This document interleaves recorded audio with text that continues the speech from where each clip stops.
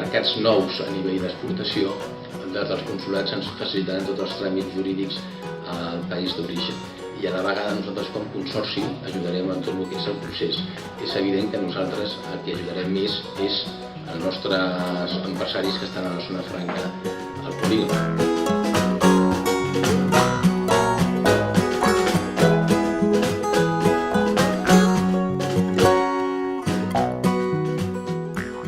Però volia acabar dient que soc optimista i que us dono les gràcies als empresaris. Els empresaris hem passat 2 anys molt durs, però també tinc que dir que la previsió del 2014 apunta a que baixarem per debaix del 25%.